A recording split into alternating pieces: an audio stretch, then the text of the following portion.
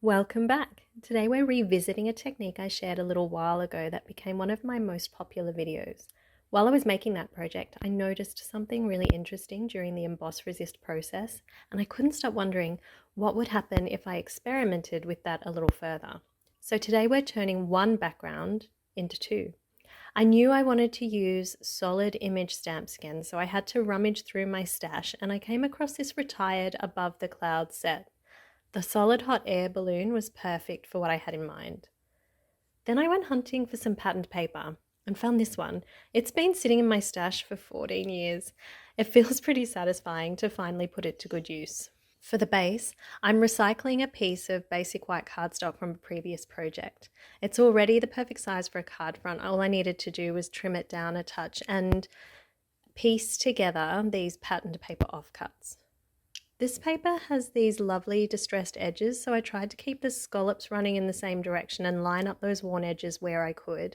It doesn't match perfectly, but that's actually one of the reasons I love this technique. Once everything comes together, all those little imperfections almost disappear. You'll notice I don't quite cover the whole panel.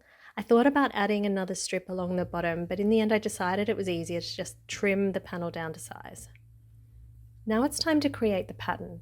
I'm stamping the solid hot air balloon in Versamark, adding clear embossing powder and heat setting it. The clear powder makes it much easier to see where I've already stamped, so I can space the balloons evenly across the background.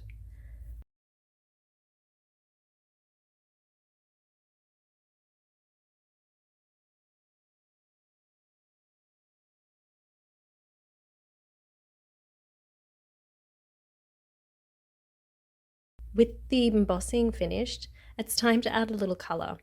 I chose shades inspired by the patterned paper itself. Poppy Parade picks up the little red dots, and Pool Party is not quite a match to that blue, but it works in really well with that soft background.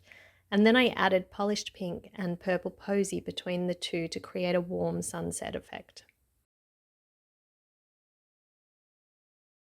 I always start my blending off the edge of the cardstock and gradually build up the colour. It's much easier to add more ink than it is to take it away. One of my favourite parts of this technique is watching those embossed balloon shapes slowly appear as the ink goes down. It never gets old. I started with the red at the bottom and the blue from the top. I wasn't sure whether they'd blend nicely on their own, but once they met in the middle, I decided the transition needed a little more richness. So I added the pink and purple to soften that blend.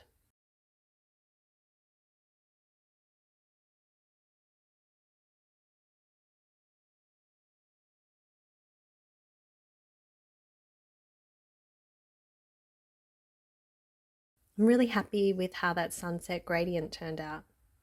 Now for the fun part. Here's the little experiment that inspired this whole video.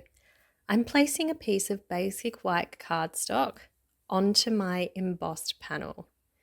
I'm remembering to protect my surface. This time I'm using an old folded pillowcase underneath everything. And then I covered my embossed panel and the basic white piece on top with an ordinary sheet of printer paper before bringing in the iron. I've left this section in real time so you can get a feel for how long the process takes. You want enough heat to melt the clear embossing so it transfers onto the cardstock, but not so much that you scorch your project. It only takes a little patience. Let's see what happens.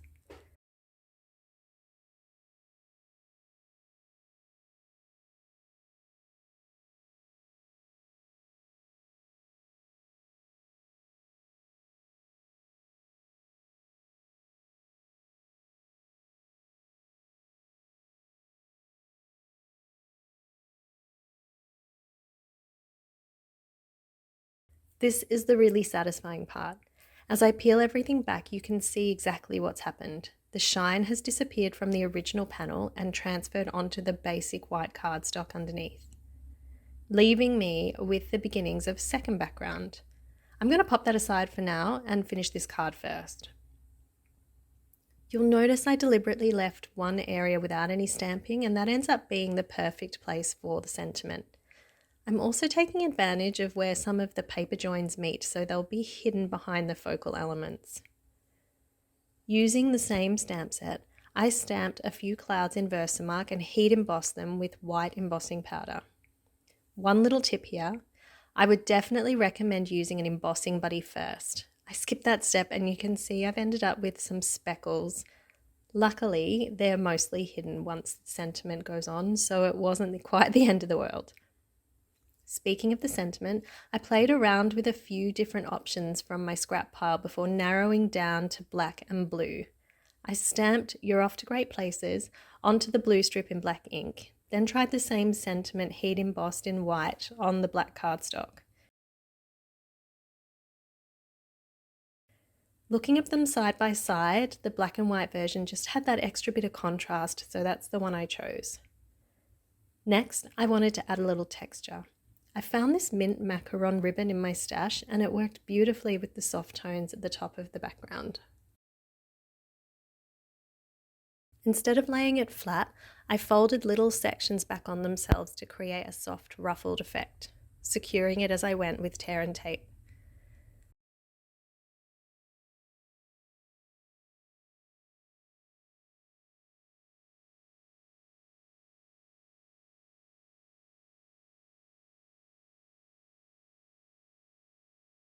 Because the sentiment overlaps both the ribbon and the cardstock, I used two different adhesives. Stampin' Dimensionals support the section that sits directly on the card front, while tear and tape holds everything firmly over the ribbon.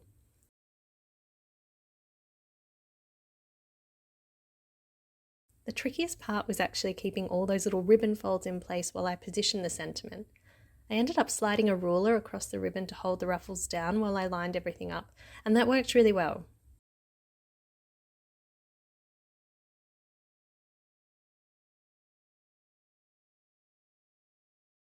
Once everything was secure, it was time to choose a card base.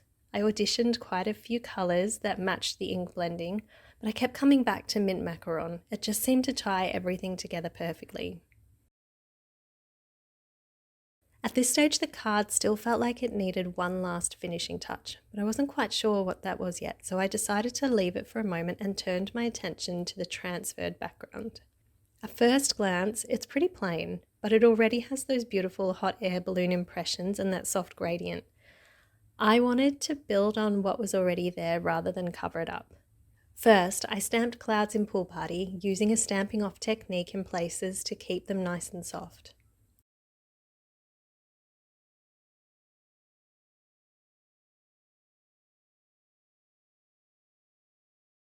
In a few places, I used a scrap piece of paper as a mask so I could overlap the clouds and create little groupings.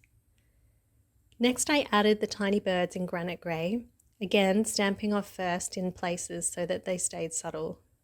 One little detail that's hard to see on camera is this sentiment. I stamped that very lightly onto the background as well. It's one of those details that you notice more in real life than on the video, but I think it adds a really nice layer of interest to the background. Since I already had my blending brushes and colours sitting on the desk, I repeated the same ink blending as before. Using the same colour palette really helped tie these two cards together, even though the backgrounds end up looking quite different. Now I needed a layout. This week's Freshly Made Sketches challenge was perfect. I already had the blue sentiment from my earlier colour testing and it worked beautifully with the pool party in this design. I also found this on-film frame leftover die cut from a previous project, so that became the rectangular element from the sketch. Then I looked over my desk and realized I still had a piece of tiny patterned paper offcut sitting there from the first background. Since I already knew that they match perfectly in with these colors, I stamped another hot air balloon onto one of those for my focal image. To give it a little more dimension, I stamped the same balloon onto scraps of Pool Party and crumb cake cardstock, fussy cut a few of the individual pieces and layered them over the patterned balloon.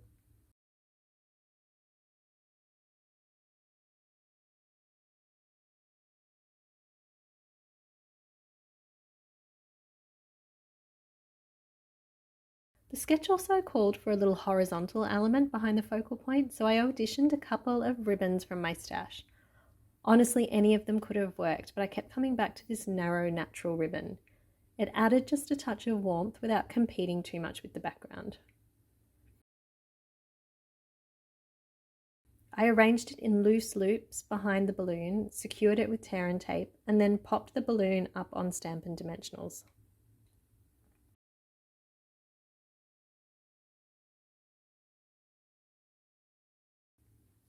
To finish the card, I added a few white adhesive sequins. They were just enough to catch the light without taking away from that lovely soft background.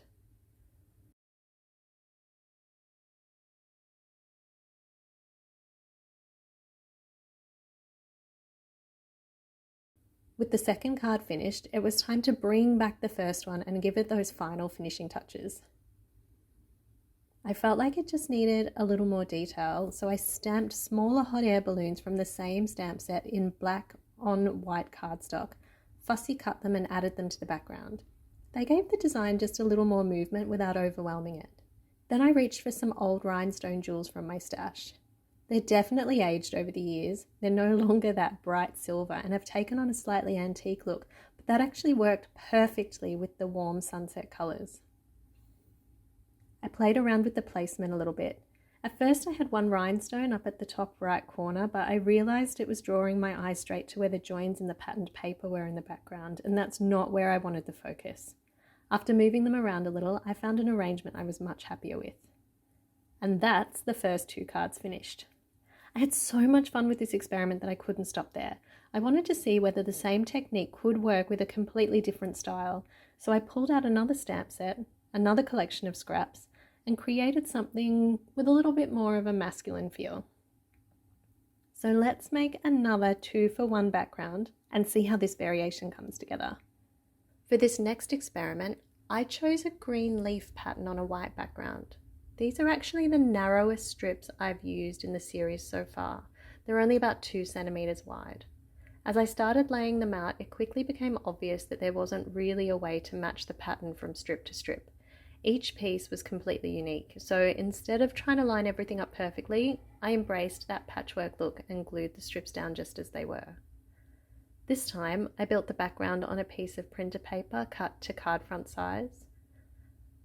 I did realize that working with cardstock was probably the better way to go. I found that the extra thickness from the hot air balloon experiment worked better with these thinner patterned papers, but for this experiment, printer paper worked just fine. Once all the strips were in place, I simply trimmed away the excess around the edges to create one complete background. You can still clearly see where all the strips have been joined together. And because this particular patterned paper also has a larger design than the others that I've played with so far, there's plenty of white open areas to work with still. For my stamp set, I've chosen No Bones About It from Stampin' Up. It's a retired dinosaur set with lots of fun little detail stamps which are perfect for filling in those empty spaces. I started by stamping the tiny dinosaur footprints in soft suede across the background. Then I stamped them a second time without re-inking to create a lighter impression which adds a little more variation to the background. Next I added some little spotted details in Bumblebee, followed by the teeny tiny dot stamp in Calypso Coral. Those warm rust tones really help build that earthy jungle feel. Before moving to the embossing, I would normally use an embossing buddy to reduce any static on this stamped cardstock. Unfortunately, mine's disappeared, so I had to improvise and I made this little homemade version with a few supplies I already had around the house and an old pair of pantyhose. It wasn't glamorous, but it works surprisingly well. One of the reasons I picked this stamp set was because it includes these lovely solid silhouette dinosaurs. My first thought was to use the Brontosaurus, but it's quite a large image. Because I'm stamping repeatedly with clear embossing powder, which can be difficult to see on white cardstock, I thought there'd be a much higher chance of accidentally overlapping the images. So instead I chose the Triceratops. It's more of a compact rectangular shape, which made it much easier to build a repeating pattern without losing track of where I'd already stamped. After stamping the Triceratops in clear embossing ink, I covered it with clear embossing powder and heat set. I've sped this section up for you, but one little tip is to work in small sections. The clear embossing is surprisingly difficult to see on the background, so take your time to avoid missing any areas.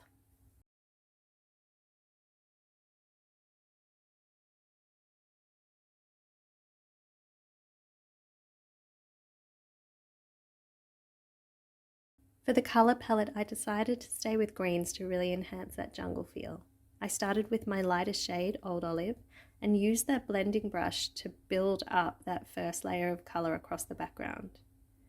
Then I added Garden Green to bring in a little more depth. This is the point where you can really start to see those dinosaur shapes appearing, which is always the exciting part of this technique. Then I went in with Mossy Meadow, which is a really lovely dark shade. I didn't want this to just be one flat colour. I wanted those different greens to blend together and create some variation so the background still has lots of interest. Once I was happy with the application of colour, I placed my pillowcase back over my work surface to prepare it for the ironing step again.